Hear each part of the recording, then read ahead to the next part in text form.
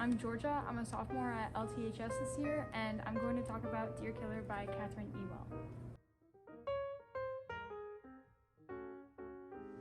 Dear Killer is basically about this teenager. She's 17, and in her family, so she has a mother, and she's a single mother, and she was a serial killer, the mother, and she was known for these perfect crimes. And then eventually she gets to the age where she's not really capable of doing it, so she passes it on to her daughter, who knew about it the whole time.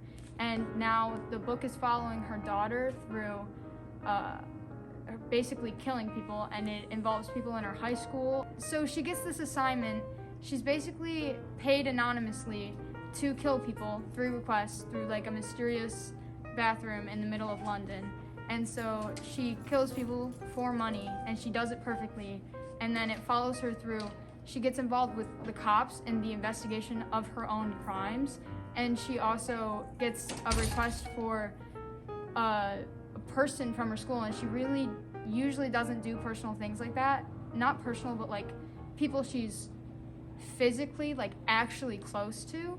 And so she gets bored almost of killing people, and so she takes this new request of this person that she knows. She becomes friends with her, and then it follows the book.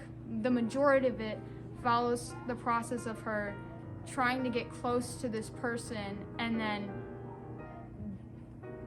developing like a friendship, and the struggles of like it's really fascinating, just because it's like she wants to kill her for the money because it's an assignment, and she has this almost like this incessant need to finish the assignments, but also now she's doing something she's never done before, which is developing a friendship, and so it makes it really complicated. But I feel like it touches on nature versus nurture, and just this idea that humans aren't, when they're born, they don't have this moral code that most people have, and it's kind of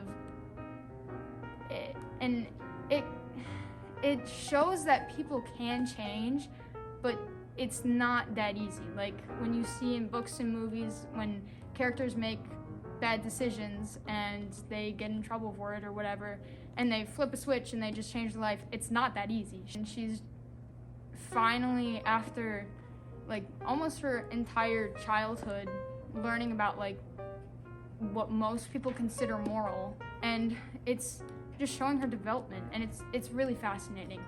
You should read Dear Killer because even if you don't care about like underlying messages or really getting to know a book, it's still an interesting read. It's still really like, it's cool, and it has that, weird morbid serial killer aspect, so a lot of people like that, and it has a good resolution, I think. So it's you're not going to finish the book and be like, it sucked. But then also, if you don't only want an interesting story and want to think about a book for days afterwards, it's a great read, because you sit there and you think about it and you contemplate things, and you just kind of debate with yourself and other people if you want, just back and forth, and it's really cool. I'm Georgia. I read Dear Killer. You should too, and you can check it out or at the East or Central Campus boards.